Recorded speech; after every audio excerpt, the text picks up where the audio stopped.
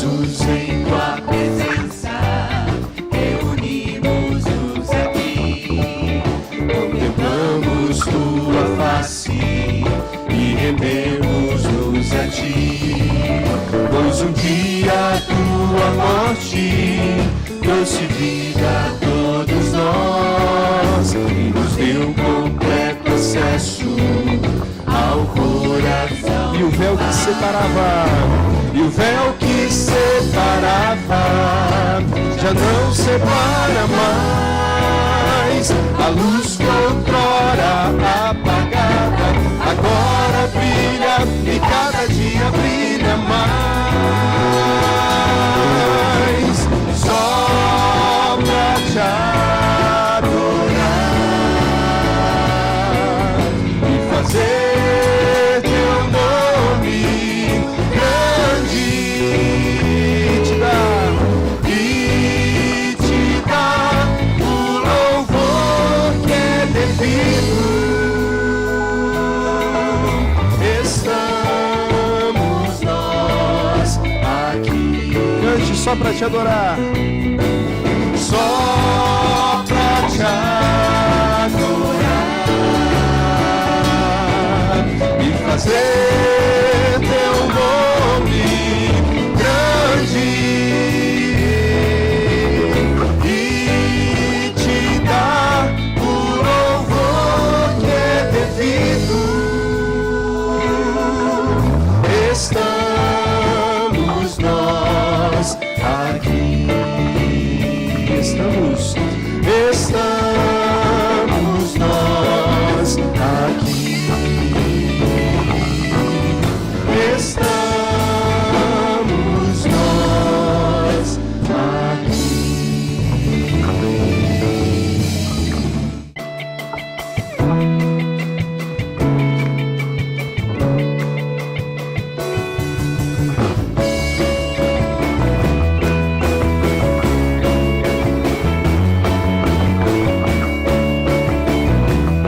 Vamos cantar a criação do nosso Deus. A criação do nosso Deus, todo ser que respira louve. Nos confins da terra o teu povo se levantará, cantará nos montes e vales, das praias distantes. O chamado ecoa, teu povo se levantará, cantará, louvem, louvem, louvem, e todos os povos louvem, louvem, louvem, a criação cantará.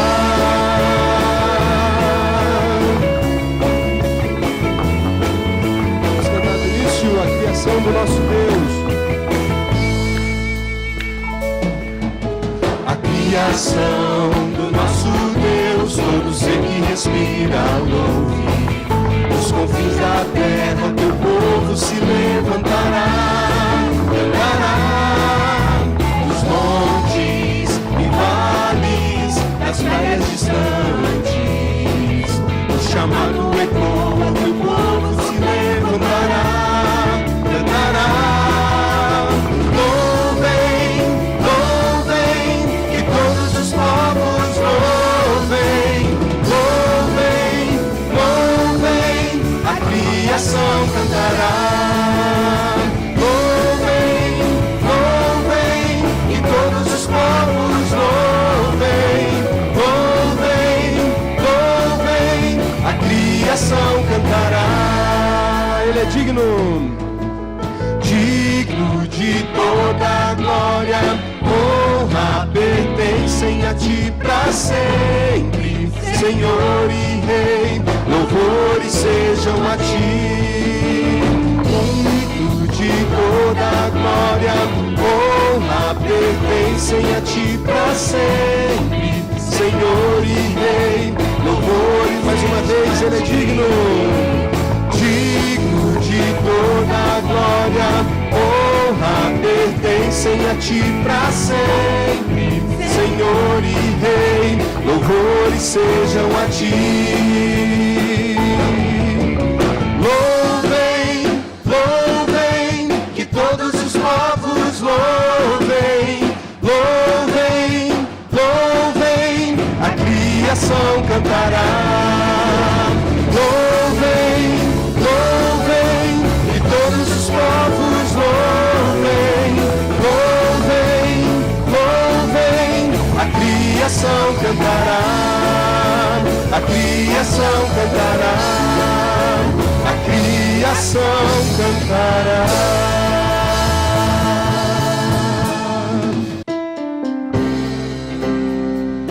Gostaria de ouvir você cantando daqui, tá bom? Solte sua voz e adore o Senhor. Vivo feliz, pois sou de Jesus. Vamos lá? Vivo feliz, pois sou de Jesus, e já desfruto o gozo da luz. Sou por Jesus, herdeiro de Deus, Ele me leva à glória dos céus. Canta minha alma, canta ao Senhor, rende-lhe sempre ardente louvor. Canta minha alma, canta ao Senhor, rende-lhe sempre ardente louvor. Ao seu amor eu me submeti, e extasiado então me senti. Anjos descendo, trazem dos céus, ecos das céus, a graça de Deus. Canta minha alma, canta ao Senhor, rende-lhe sempre ardente louvor. Canta minha alma, canta ao Senhor, rende-lhe sempre ardente louvor.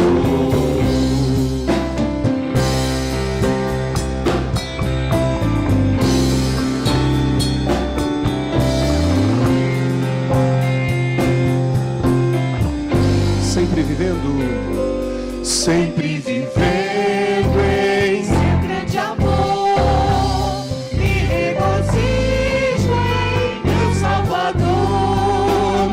Esperançoso, vivo na luz, pela bondade do Deus. Cante, canta minha alma, canta ao Senhor, rende-lhe sempre ardente louvor. Canta minha alma, canta ao Senhor, rende-lhe sempre ardente louvor. Mais uma vez, canta minha alma. Canta minha alma, canta ao Senhor, rende-lhe sempre ardente louvor. Canta minha alma, canta ao Senhor, rende-lhe sempre ardente louvor.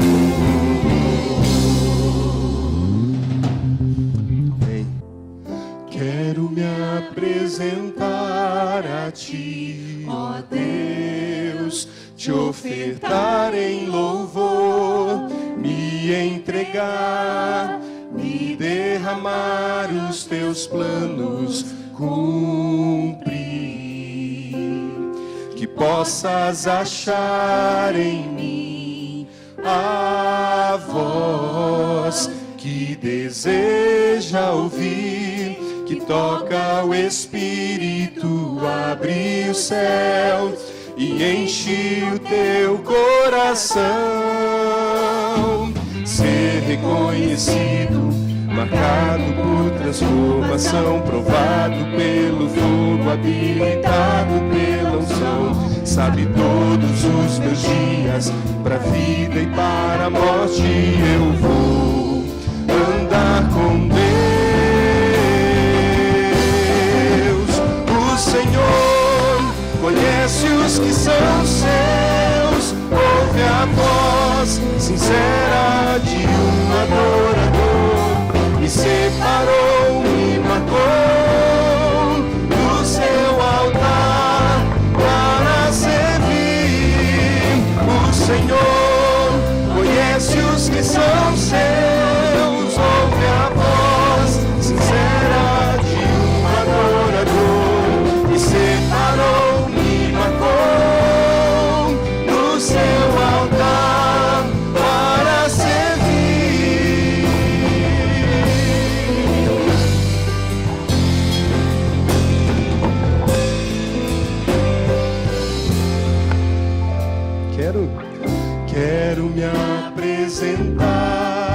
ti, ó Deus, te ofertar em louvor,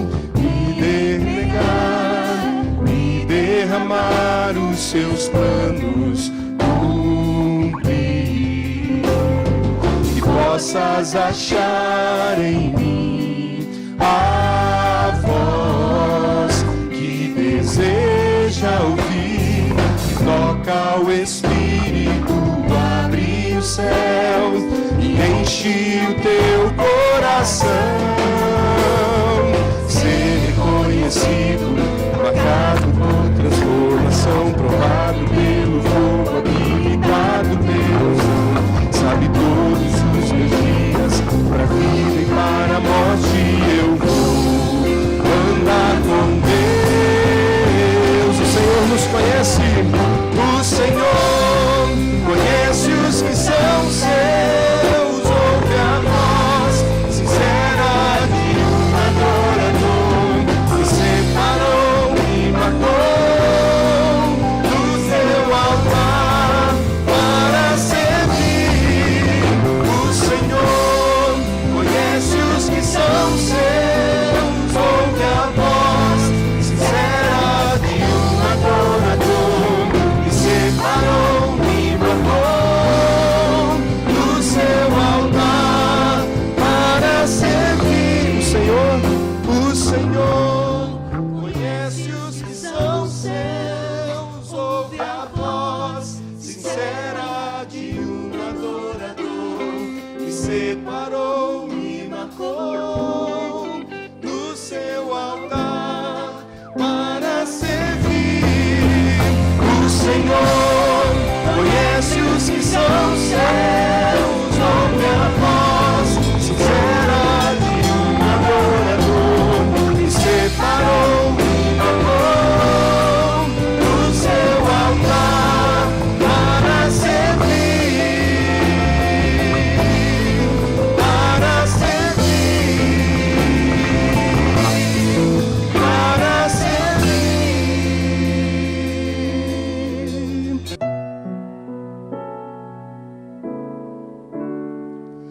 Te dou meu coração e tudo que há em mim, entrego meu viver por amor a ti, meu Rei.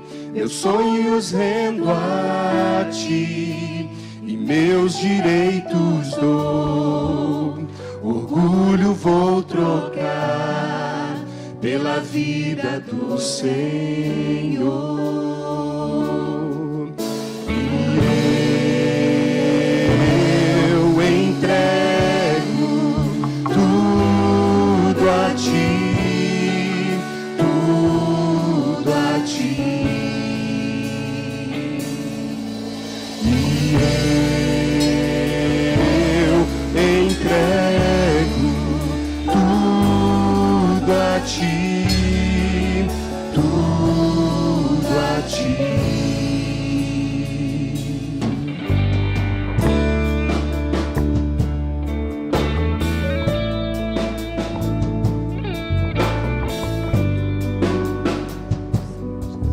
Vamos cantar do início. Te dou meu coração e tudo que há em mim. Te dou meu coração e tudo que há em mim, entrego meu viver por amor a ti, meu Rei. Meus sonhos rendo a ti e meus direitos dou, orgulho vou trocar pela vida do Senhor.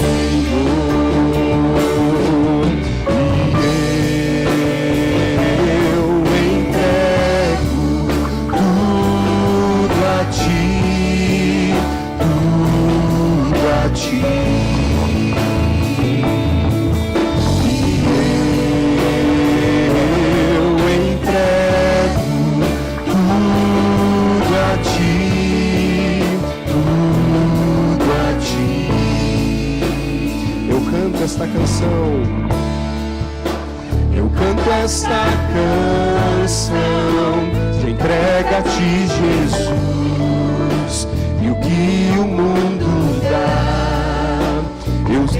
aos pés da cruz, por conhecer a Ti, ao Teu nome dar louvor, sentir Tua alegria, partilhando Tua dor. E eu entrego tudo a Ti, e eu entrego tudo a Ti, tudo a Ti.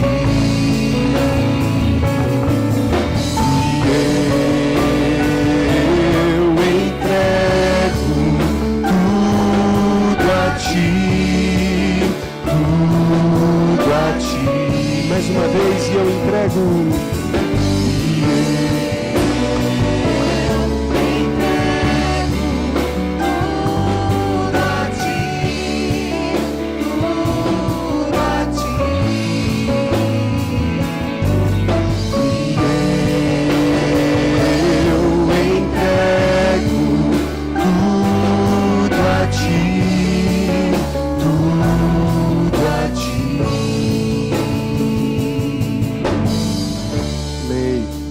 A mensagem que Deus me trouxe para que eu pudesse repassar a vocês hoje, na verdade, tem um princípio, uma introdução que talvez você já tenha ouvido diversas vezes nos últimos tempos.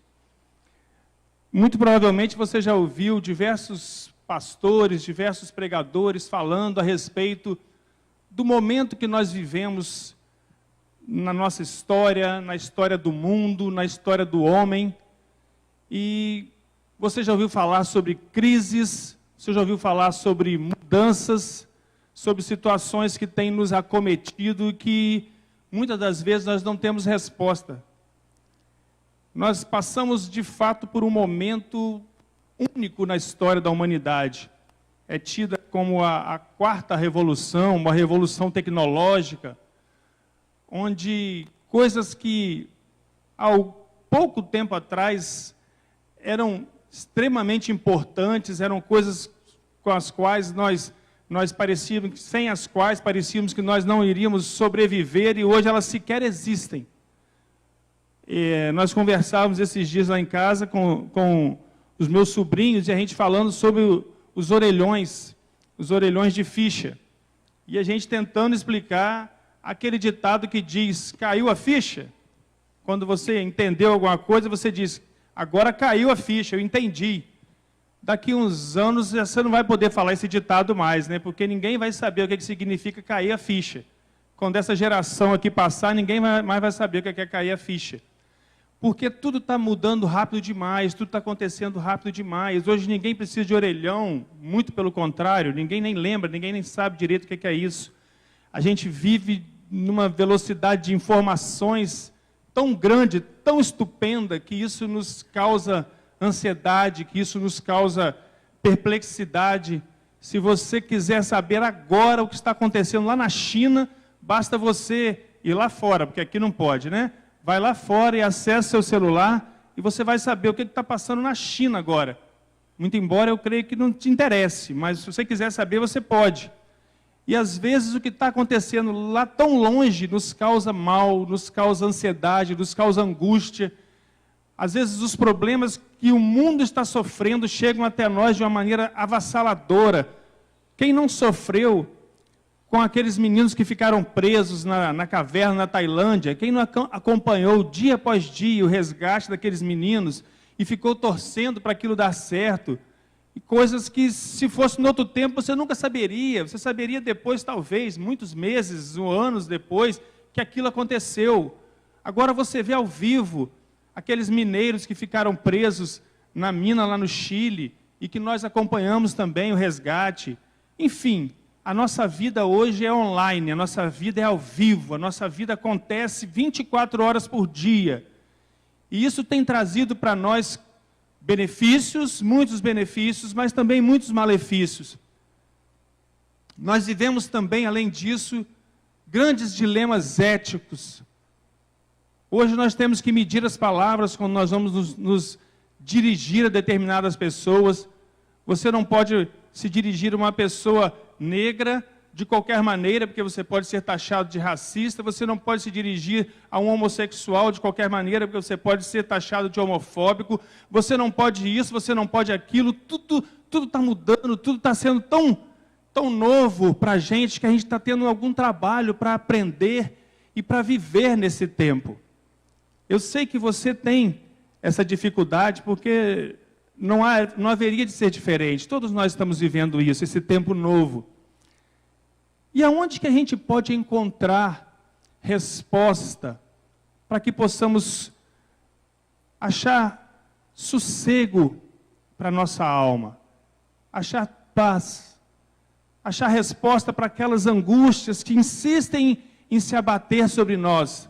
Porque, muito embora tanta tecnologia, tanta evolução, tanta coisa nova, nós continuamos com as mesmas carências, nós continuamos com as mesmas necessidades que o homem sempre teve. Necessidade de aceitação, necessidade de carinho, necessidade de pertencimento. Todos nós queremos pertencer a uma família, a um grupo, a uma igreja.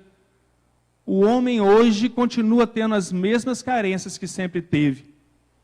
Mas onde encontrar as respostas? Onde? A sua presença aqui é uma dica muito grande de que você sabe aonde pode encontrar essa resposta. Se você não crê que Deus é aquele que tem as respostas para essas dúvidas, para essas inquietações que nós vivemos, com certeza você não estaria aqui nessa noite, conforme eu já iniciei a minha fala trazendo para nós essa colocação. A sua presença aqui indica que você crê que Deus pode trazer para você respostas. Mas nós precisamos entender um pouco de como podemos acessar a Deus, de como podemos buscar a Deus, e a forma mais concreta, mais objetiva que nós podemos ver para isso é através da teologia.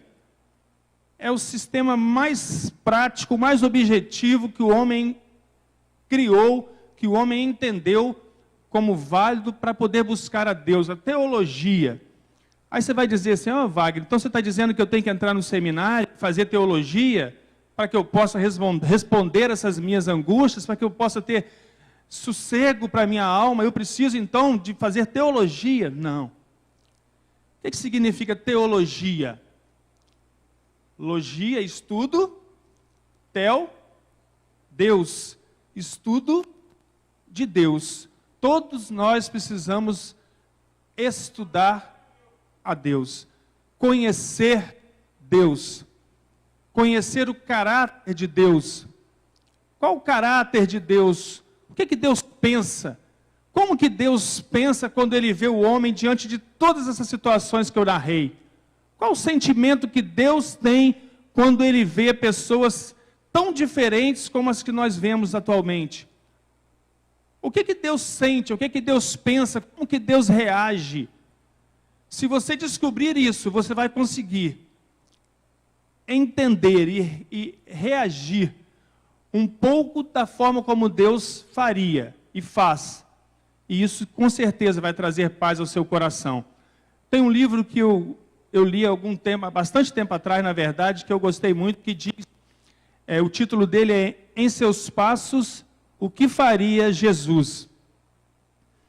Esse livro ele é muito interessante, e eu não vou contar muito para não estragar, se você depois quiser ler, mas basicamente ele conta a história de um pastor, que um dia ele é impactado por uma situação que acontece na igreja dele, quando uma pessoa muito necessitada entra na igreja, precisando de ajuda, precisando de acolhimento, e ele se sente com dificuldade, obrigado querido, e ele se sente com dificuldade de atender aquela pessoa, e ele começa a se questionar, se Jesus estivesse ali, o que Jesus faria, como Jesus reagiria, e ele, incomodado com aquilo, ele leva a sua igreja a refletir sobre esse tema, e mais do que isso, ele consegue motivar a sua igreja a começar a agir da forma como Jesus agiria diante de cada uma das situações do dia a dia.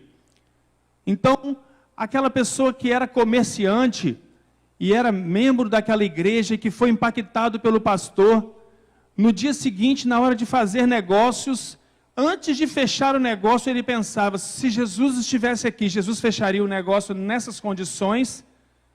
Será que eu estou causando prejuízo a essa pessoa ou estou sendo honesto? E aquela pessoa repensava e agia segundo Jesus agiria.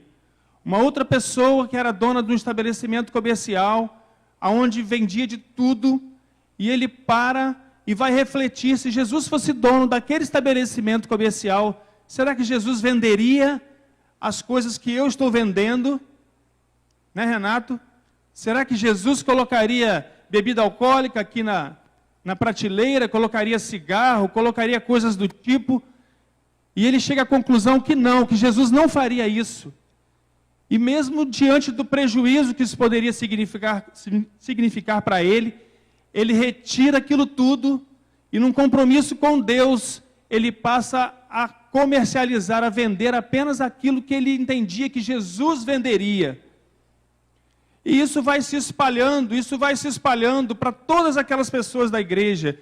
Um proprietário de um jornal que dependia muito dos anunciantes, de alguns anunciantes em especial, aqueles que anunciavam, por coincidência, bebidas alcoólicas, cigarros, etc. e tal, também rescinde o contrato com essas pessoas e passa a não fazer propaganda daquilo ali, porque ele entendeu que se Jesus não aprova aquilo ali, ele também não aprovaria e ele também não publicaria mais aquilo ali. Enfim, eu não vou contar mais para não estragar o livro, senão ninguém vai ler, né?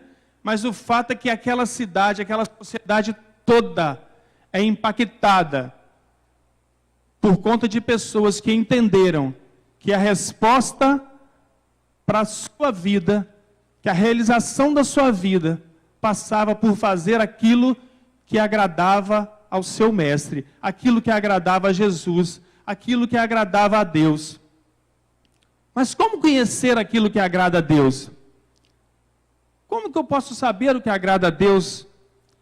A gente acabou de entender que é através da teologia, e a teologia nos permite conhecer a Deus, mas como que eu vou conhecer isso? A única forma, ou a melhor forma, melhor dizendo, de você conhecer é através da palavra dele. A palavra de Deus é a revelação dele, é a própria palavra dele se revelando a nós. E em muitos textos você vai encontrar recomendações explícitas para cada situação da sua vida, para cada problema, para cada detalhe, para cada momento, a Bíblia vai te trazer a recomendação que você precisa. Não há nada, absolutamente nada, que a Bíblia não preveja, que a Bíblia não recomende. Eu te desafio a procurar na Bíblia alguma coisa que ela não tenha. Tudo. Aliás, a Bíblia chega a ser detalhista. Quando você vai ler os livros do Velho Testamento, do Antigo Testamento, você vê coisas lá que você fala assim, nossa, para que isso aqui? E você vai buscar o contexto e vai entender que aquilo tem uma razão de ser, era Deus preparando o povo de Israel, falando sobre como eles deveriam proceder, como eles deveriam se relacionar, como eles deveriam cuidar do seu corpo, como eles deveriam cuidar das questões de higiene, de saúde. Tem tudo na Bíblia. Tudo. A Bíblia é perfeita. Só que muitas das vezes nós não temos buscado a Bíblia. Muitas das vezes temos ficado com a sabedoria humana. Muitas das vezes temos aceitado na nossa vida recomendações humanas que são repassadas por estudiosos, por filósofos, por pessoas de N categorias diferentes. E às vezes, sem querer, nós aplicamos isso no lugar daquilo que a Bíblia quer nos dizer. A própria palavra de Deus nos diz, errais por não conhecerdes as Escrituras, né? Errais por não conhecerdes as Escrituras.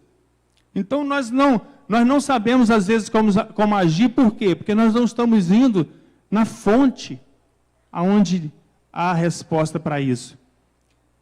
Às vezes nos sustentamos com coisas mundanas, às vezes sem querer, muitas das vezes sem querer, somos levados por muitas informações que nos conduzem a decisões que nem sempre são aquelas que Deus tomaria. Nós precisamos entender um pouquinho da mente de Deus, precisamos entender um pouquinho daquilo que Deus pensa, para que nós então possamos replicar isso. 1 Coríntios, capítulo 2, versículos 6 a 16, diz assim: entretanto, falamos de sabedoria entre os que já têm maturidade, mas não da sabedoria desta era, ou dos poderosos desta era, que estão sendo reduzidos a nada. Ao contrário, falamos da sabedoria de Deus, do mistério que estava oculto, o qual Deus pré-ordenou antes do princípio das eras, para a nossa glória. Nenhum dos poderosos desta era o entendeu, pois se o tivessem entendido, não teriam crucificado o Senhor da glória. Todavia, como está escrito, olho nenhum viu, ouvido nenhum ouviu, mente nenhuma imaginou o que Deus preparou para aqueles que o amam. Mas Deus o revelou a nós por meio do Espírito. O Espírito sonda todas as coisas, até mesmo as coisas mais profundas de Deus. Pois quem conhece os pensamentos do homem, a não ser o Espírito do homem que nele está? Da mesma forma, ninguém conhece os pensamentos de Deus, a não ser o Espírito de Deus. Nós, porém, não recebemos o Espírito do mundo, mas o Espírito procedente de Deus, para que entendamos as coisas que Deus nos tem dado gratuitamente. Delas também falamos, não com palavras ensinadas pela sabedoria humana, mas com palavras ensinadas pelo Espírito, interpretando verdades espirituais para os que são espirituais. Quem não tem o Espírito não aceita as coisas que vêm do Espírito de Deus, pois lhes são loucura, e não é capaz de entendê-las, porque elas são discernidas espiritualmente. Mas quem é espiritual discerne todas as coisas, e ele mesmo por ninguém é discernido. Pois quem conheceu a mente do Senhor para que possa instruí-lo? Nós, porém, temos a mente de Cristo. Quantas verdades nesse texto, né? 1 Coríntios, capítulo 2, de 6 a 16. Quantas verdades nesse texto? Falando sobre os homens que têm tentado buscar em si mesmos as respostas, e falando de nós, que temos conhecido a Deus, e que por isso temos tido em nós o Espírito Santo de Deus, que a partir do momento que habita em nós, passa a fazer de nós, então, um laboratório, onde Jesus Cristo, onde Deus vai trabalhando, vai moldando, vai mudando nosso caráter, nossos valores, nossos conceitos. A Bíblia diz lá, o apóstolo Paulo fala, aquele que roubava não roube mais, aquele que mentia não minta mais, aquele que falava mal do seu vizinho, do seu irmão, não fale mais.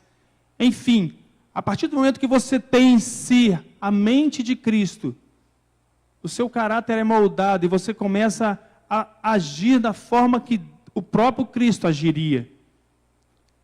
Mas por que às vezes é tão difícil nós conseguirmos reagir dessa forma? Por que às vezes é tão difícil a gente sair da teoria para a prática? A gente conseguir executar tudo isso que às vezes a gente sabe.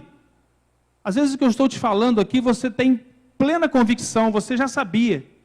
Mas por que no dia a dia a gente não consegue executar isso? Por que às vezes a gente vai falar uma coisa que não queria, mas acaba falando? Por que às vezes a gente fere alguém sem querer? A gente magoa alguém sem querer? A gente pensa coisa que não gostaria de pensar?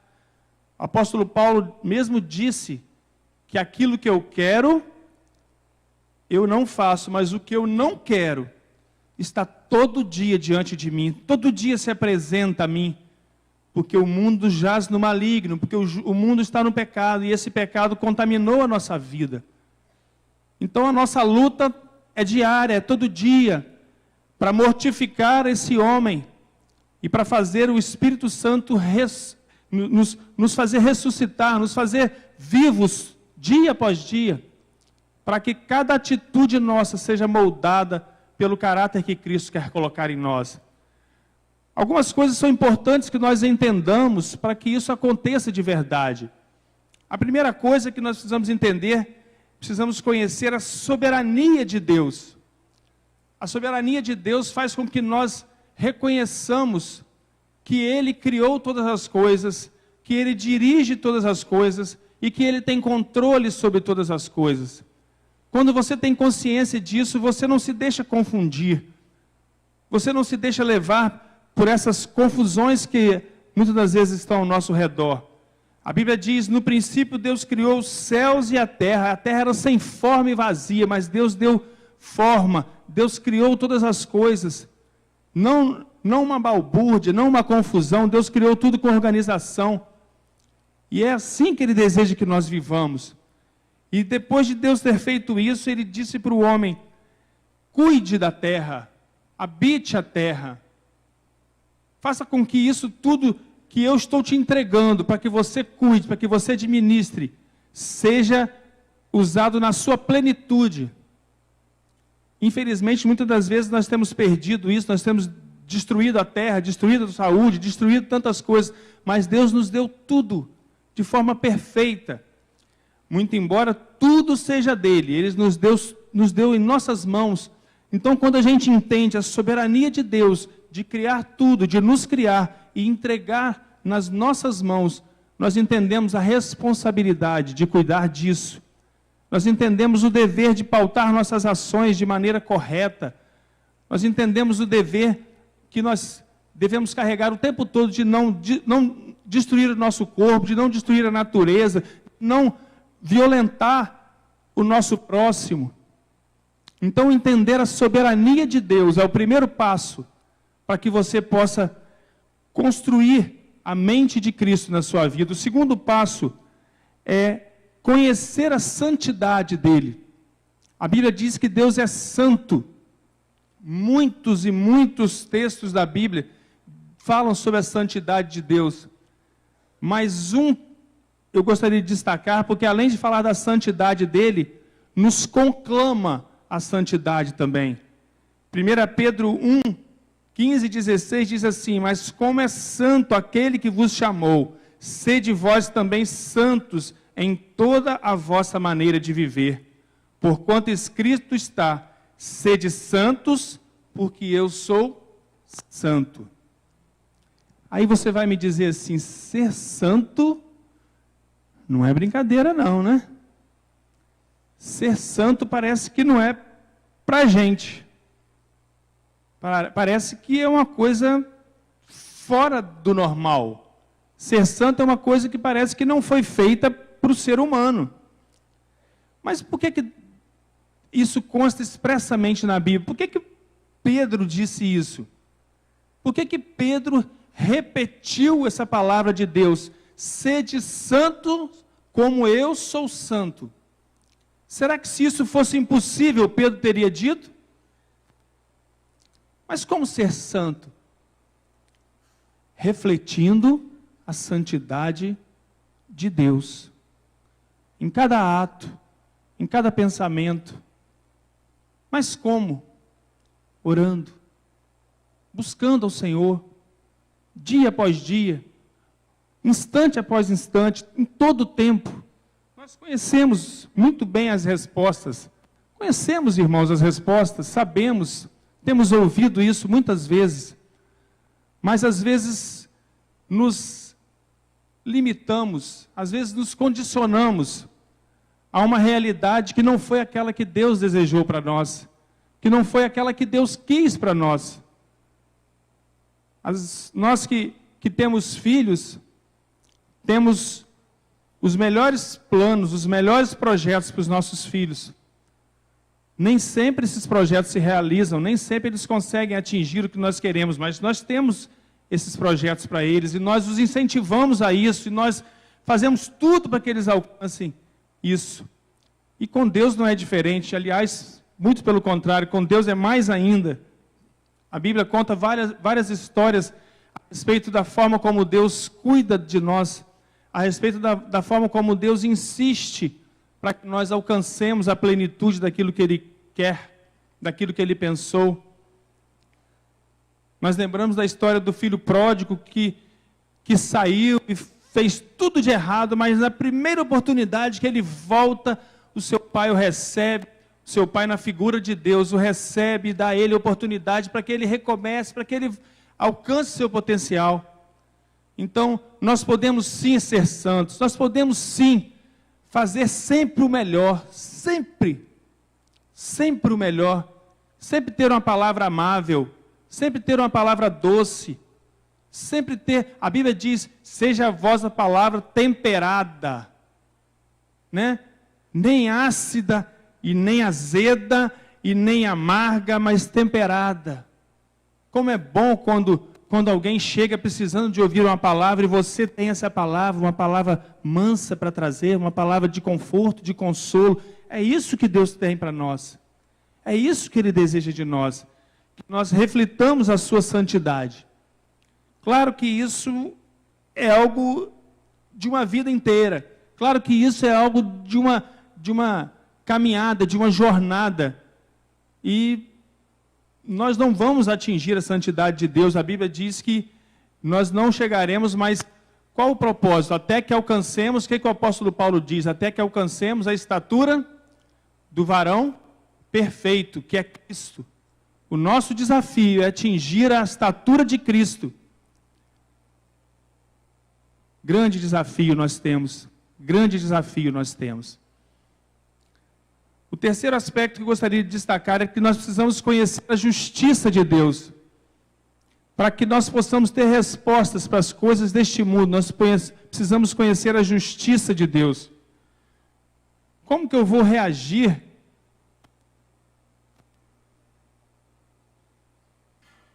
Como que eu vou reagir diante das situações de tamanha injustiça desse mundo, se a minha justiça for a dos homens? Eu, na condição de advogado, eu já perdi processos em que eu tinha razão. Eu tinha razão. Mas por algum motivo, o juiz não conseguiu perceber, não conseguiu entender que o meu cliente tinha razão e o meu cliente perdeu. Por quê? Porque a justiça humana é falha. Nós não conseguimos replicar na sua inteireza, na sua integridade, a justiça que é esperada. Mas a justiça de Deus nunca falha. A justiça de Deus, ela é completamente inteira, íntegra. E o nosso desafio é buscarmos na justiça dele, para que possamos buscarmos o modelo da justiça dele, para que possamos reagir diante das situações que nos estão propostas. Zacarias 8,16 diz assim: eis o que devem fazer, falem somente a verdade uns com os outros, e julguem retamente em seus tribunais. Não planejem no íntimo o mal contra o seu próximo, e não queiram jurar com falsidade, porque eu odeio todas essas coisas, declara o Senhor. A justiça de Deus é perfeita. A Bíblia diz que Deus odeia a balança enganosa. Aquela balança que mostra 1 quilo, mas na verdade tem 900 gramas só, que está roubando da pessoa. Em cada um que vai ali está sendo lesado. A Bíblia diz que Deus abomina isso. A Bíblia diz que Deus deseja que nós sejamos retos, que a nossa palavra seja sim, sim e não, não. Que você não precise jurar, que você não precise prometer, cruzar os dedos para provar que é verdade, ou enfim. Que a sua palavra seja reconhecida como verdadeira. Esse é o desejo de Deus para nossas vidas. Assim nós conseguiremos responder às necessidades desse mundo. Assim nós conseguiremos responder às ansiedades do nosso coração. Como é bom quando alguém vira para você e fala assim: pode ir em tal lugar, fazer negócio lá, porque aquela pessoa é honesta. Pode confiar naquele profissional, porque ele é bom. Pode deixar essa chave da sua casa na mão desse pedreiro aqui e viajar, porque quando você chegar vai estar tudo certinho. Ele vai ter feito o serviço e vai estar tudo limpo, prontinho, não vai ter sumido nada. Não é ótimo isso? Agora, isso precisa ser uma exceção ou essa deve ser a regra? Para nós cristãos, essa deve ser a regra. Nós devemos ser reconhecidos como aqueles que são retos, aqueles que não têm variação, que são justos como o nosso Pai é justo, não melhores do que ninguém, não santos do pau oco, santos porque Deus é santo, justos porque Deus é justo. Muito embora sejamos pecadores, mas Deus é justo e é isso que Ele exige de nós, é isso que Ele requer de nós. E só assim nós cumpriremos aquilo que Ele tem para nossas vidas. Em quarto lugar, nós precisamos conhecer a bondade de Deus. Deus é bondoso ao extremo. Deus, a Bíblia diz que Ele é misericordioso, que suas misericórdias se renovam todas as manhãs. E que se não fosse isso, nós seríamos consumidos. Se não fossem as misericórdias do Senhor, nós seríamos consumidos porque somos falhos, porque somos pecadores, porque muitas das vezes prometemos e não cumprimos, muitas das vezes fazemos votos e não conseguimos cumprir esses votos, muitas vezes o nosso coração é vacilante, assumimos um compromisso com o Senhor e não conseguimos ir até o final, assumimos um compromisso de sermos mais puros, mais santos, mais corretos, mas não conseguimos muitas das vezes, mas a Bíblia diz que o Senhor é bondoso, é misericordioso e perdoa. E Jesus ensinou que nós devemos também perdoar da mesma forma. Jesus ensinou que nós devemos perdoar infinitamente. 70 vezes 7 significa quantas vezes for necessário.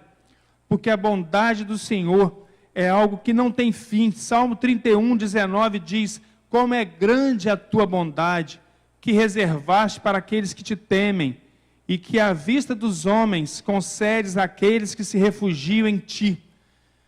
A bondade do Senhor é concedida a todos aqueles que se refugiam nele. Se você acha que está faltando bondade no seu coração, refugie-se no Senhor. Submeta-se ao Senhor. Peça a Ele que traga para você, que traga sobre você a bondade que há nele, a misericórdia que há nele, o perdão que há nele, para que você possa responder ao mundo da forma como é preciso, para que você tenha o caráter de Deus em você. Esse é um desafio contínuo. E eu poderia ficar aqui a noite toda repetindo, mas se você não assimilar isso, se você não aceitar isso, se você não praticar isso, de nada vai adiantar. Vai ser um discurso vazio, isso precisa ser absorvido por você e ser levado para a prática, ser levado para amanhã, para que na primeira oportunidade que você tenha para ser bondoso, você seja. Para que na primeira oportunidade de uma fechada no trânsito, você não retribua. Para que na primeira oportunidade em que alguém te fizer mal, você não retribua. A Bíblia diz que nós não devemos retribuir mal com mal, mas fazer o bem. A Bíblia diz que fazendo o bem nós vamos amontoar brasas sobre a cabeça da pessoa. O que significa isso? A Bíblia está ensinando que você vai deixar a pessoa numa situação extremamente desconfortável. Imagina brasa em cima da cabeça dela, que coisa desconfortável que é. O escritor bíblico estava dizendo exatamente isso. Quando você faz o bem para uma pessoa que estava esperando o mal, você coloca essa pessoa numa situação desconfortável. Ela esperava que você fosse rude, que você fosse duro, que você fosse grosseiro, mas você foi bondoso e você desarmou essa pessoa. Não tem um ditado, quando um não quer, dois não brigam? Não é bíblico não, mas quase que podia ser. Quando um não quer, quando um entra com bondade, quando um entra com amor, o outro não vai ter como continuar. Por mais que ele queira, por mais que ele insista, se você derramar amor, se você derramar bondade, derramar misericórdia, você vai desarmar essa pessoa. E aí vamos voltar lá na introdução e vamos pensar nesse mundo confuso, nesse mundo cheio de pessoas que hoje querem ser empoderadas, que hoje querem ter muitos direitos, que hoje querem ir para as redes sociais e defenderem seus direitos, suas opiniões, seus valores deturpados, valores mundanos. Pense como é importante a sua palavra ser temperada, como é importante a sua palavra ser de amor, ser de bondade. Pense como isso pode fazer diferença. Como que ao invés de você entrar numa discussão, se você conseguir exercer a misericórdia, exercer a bondade que há em Deus, como que isso vai fazer diferença para o nosso país? Como que isso vai fazer diferença para aquelas pessoas que se relacionam com você? É isso que Deus deseja, que nós distribuamos essa bondade da qual Ele é cheio. E por fim, e muito relacionado com esse último tópico, nós precisamos conhecer o amor de Deus. E nós não poderíamos nunca deixar de falar do amor de Deus. A Bíblia diz que Deus é amor. A própria essência dele é amor. E essa impossibilidade dele de nos retribuir o mal, essa impossibilidade dele de desejar mal para qualquer pessoa, essa facilidade dele de nos perdoar, ela é impelida pela própria essência de Deus em ser amor. E se Deus é amor, e se Ele deseja que nós sejamos como Ele, significa que você também pode ser amor. Que você também pode amar o tempo todo. Que você também pode distribuir amor para todas as pessoas ao seu redor. A Bíblia diz que João 3,16, o versículo talvez o mais conhecido da Bíblia, porque Deus amou o mundo de tal maneira que deu o seu próprio Filho, para que todo aquele que nele crê, não morra, mas tenha vida eterna. Deus amou tanto que deu o seu próprio Filho. E é esse amor que Ele deseja de nós. É esse sentimento que Ele deseja de nós. Que nós possamos nos entregar, que nós possamos nos doar. Apóstolo Paulo fala em 1 Coríntios 13, quando ele fala sobre a excelência do amor, ele fala que todas as obras são inúteis se elas não forem feitas por amor. Tudo que eu fizer é inútil se eu não fizer fundamentado, motivado por amor. Eu posso dar as melhores coisas para os meus filhos, eu posso dar as melhores coisas para aquelas pessoas que me rodeiam, com as quais eu me relaciono, mas se o amor não for a motivação, a Bíblia diz que de nada valerá. Porque Deus é amor e Ele deseja que nós amemos incondicionalmente as pessoas assim como Ele nos amou. E se nós fizermos isso, nós finalmente conheceremos um pouco do caráter dEle, nós finalmente teremos um pouco da personalidade dEle em nós e conseguiremos entender um pouco do que Ele deseja para nós nesse tempo. Não há tempo que seja difícil para Deus, não há momento que seja complicado para Deus, não há crise que surpreenda a Deus, nada surpreende a Deus. Às vezes nós achamos que o mundo está virado de cabeça para baixo, às vezes a gente vê coisas que a gente pensou que não queria ver. A gente vê um pai jogando um filho do alto do prédio, a gente vê uma mãe fazendo mal ao próprio filho, a gente vê coisas horrorosas acontecendo, que a gente pensou que nunca veria.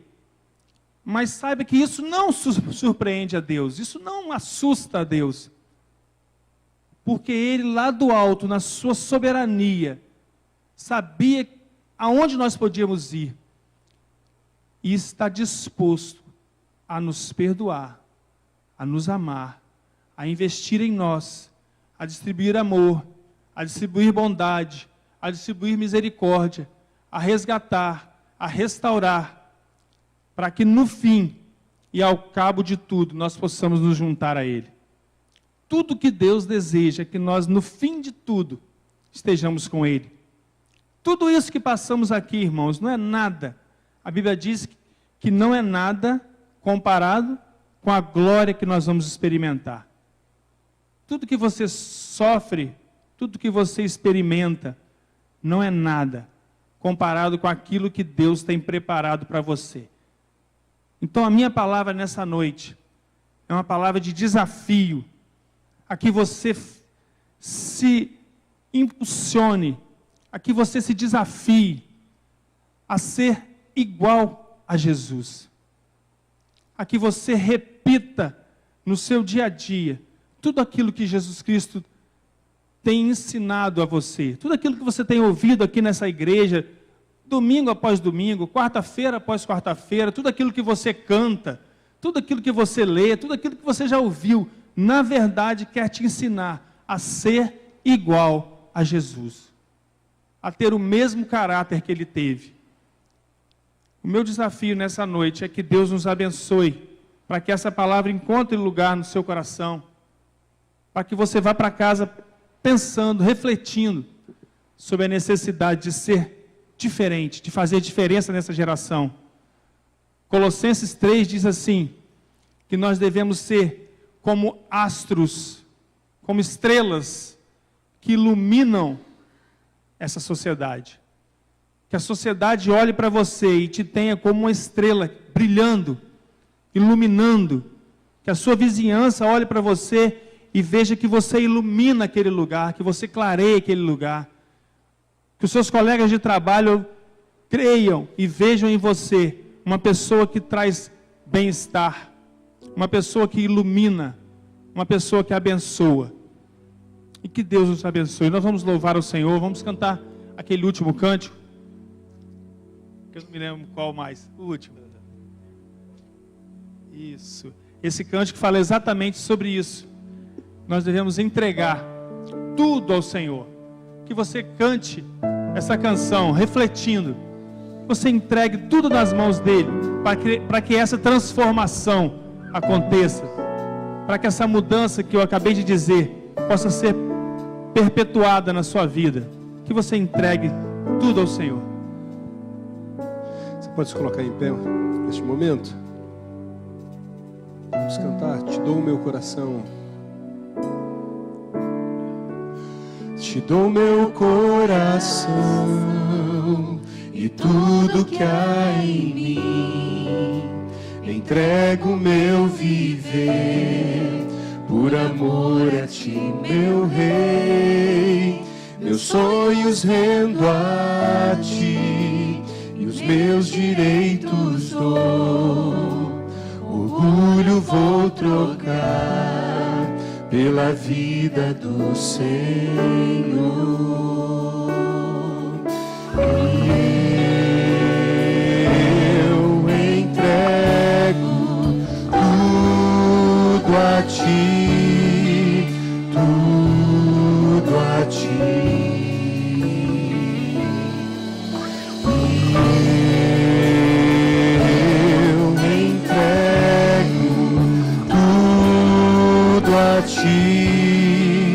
Tudo a ti.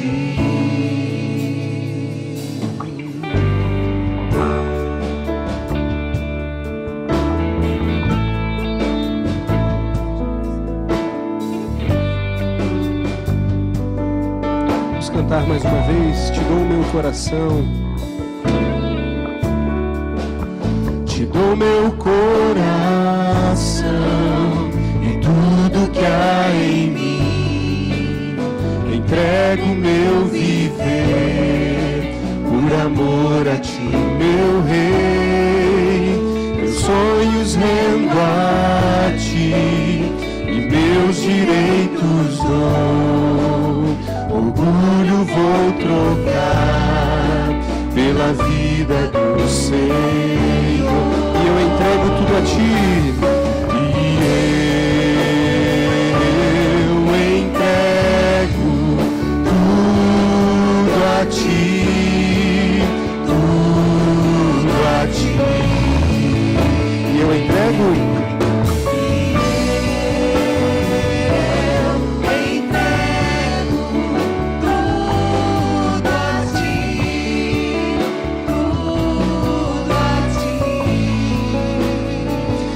Esta canção de entrega, eu canto esta canção de entrega a ti, Jesus. E o que o mundo dá, eu deixo aos pés da cruz, por conhecer a ti, ao teu nome dar louvor, sentir tua alegria, partilhando tua dor. Entregue tudo ao Senhor. E eu entrego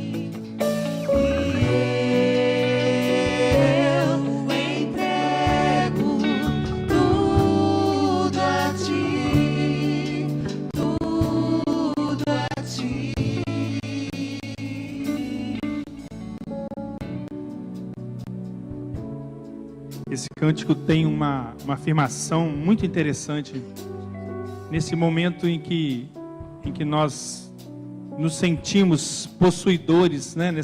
Nesse momento da história, em que nós nos sentimos possuidores, detentores de tantos direitos. Esse cântico fala: os meus direitos entrego a ti. Não sei se você percebeu essa frase.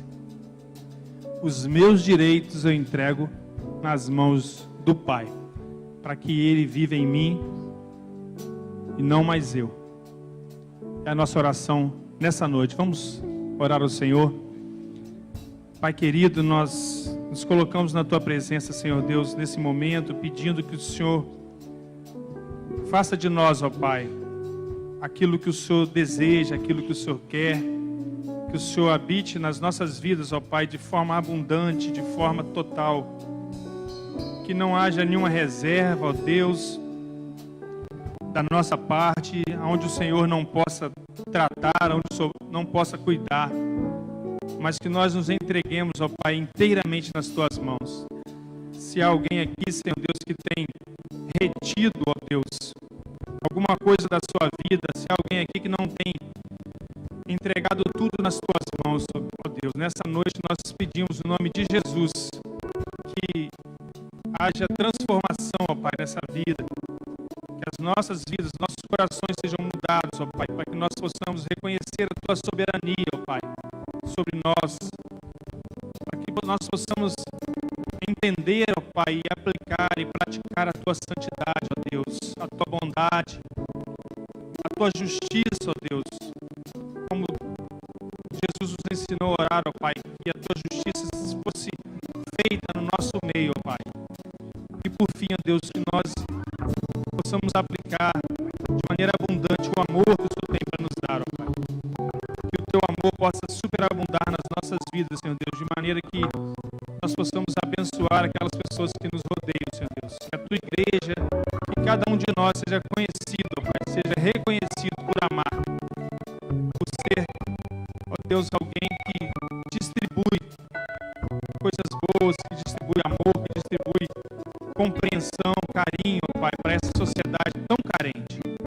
Perdoa os nossos pecados, ó Deus, perdoa as nossas faltas, as nossas imperfeições, que o Senhor possa tratar do nosso caráter, ó Pai, da nossa personalidade, de maneira que nós sejamos achados justificados, ó Pai, perante Ti.